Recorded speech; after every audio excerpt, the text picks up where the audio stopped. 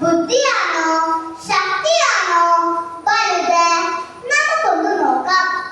ഒരിക്കൽ ഒരാട് വഴിയും തെറ്റി കാട്ടിലെത്തി.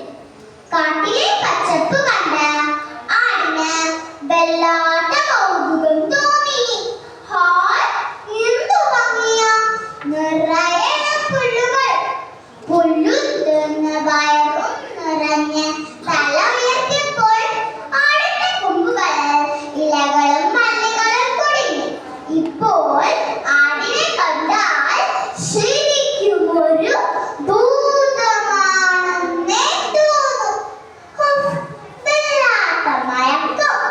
അങ്ങോട്ട് കയറി കിടക്കാം. നാട്ടിലെ ആടല്ലേ, അതിനറിയുമോ താൻ കിടക്കുന്നത് ഒരു ഗുഹയിലാണെന്ന്? പുലർച്ചെഴുന്നപ്പോൾ ഗുഹയുടെ ഉടമസ്ഥൻ സിംഹം അവിടെ എത്തി. ഏതൊരു പുതിയതെന്തോ അഭീകര രൂപം കണ്ട് സിംഹം ആദ്യം ഒന്ന് പരുങ്ങി. എന്നിട്ട് അലറിക്കൊണ്ട് ചോദിച്ചു, ആരാണതിന്റെ ഗുഹയിൽ? എന്റെ ഗുഹയിൽ എന്റെ അനുവാദം കൂടാതെ കയറാൻ ആർക്കാണ് ധൈര്യമുണ്ട്? അത് കേട്ടതും ആട് ശരിക്കും പേടിച്ചുട്ടോ. എന്തായാലും മതി. രണ്ടും കൽപ്പിച്ച് ആടും സ്വന്തമാക്കി.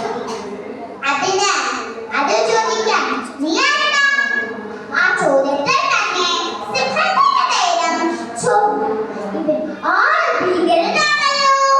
എന്നിട്ട് സിംഹത്തിന്റെ സകല ശ്വാസവും എടുത്ത് ഒരൊറ്റ നടന്നു.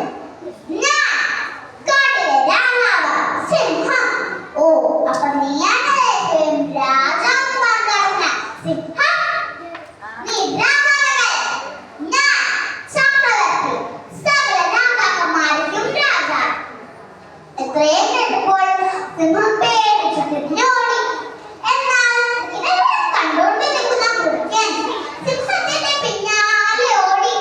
രാജാവേ, ഒന്ന് നിന്നാലും അങ്ങ് എങ്ങോട്ടാണ് പരസ്യമായി ഓടുന്നത്? നിങ്ങൾക്കൊന്നും നേരമില്ല. ആ ചക്രവർത്തി എന്റെ കട കഴിക്കും. ചക്രവർത്തിയോ? അതെ, അങ്ങനെ ഒരു ജന്തു എന്റെ ഗുഹയിൽ ഇരിപ്പുണ്ട്. ഈ സിംഹത്തിന് കുളത്തിന് മാത്രമേ ബുദ്ധി തീരെയില്ല. കുട്ടനുള്ളിൽ ഊരി ചിരിച്ചു. പ്രഭു, അതങ്ങനെ ആരോ പറ്റിച്ചതാ.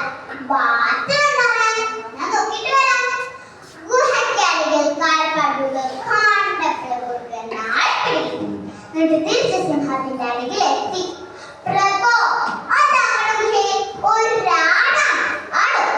എനിക്കിങ്ങനെ ഞാൻ എത്രയോ ആടുകളെ ഗ്രാമത്തിൽ നിന്നും മോഷ്ടിച്ചിട്ടുള്ളതാ. അങ്ങ് ധൈര്യമായി വന്നാലും പേടിയാണെങ്കിൽ എന്റെ പിറകിൽ വെച്ചാൽ മതി.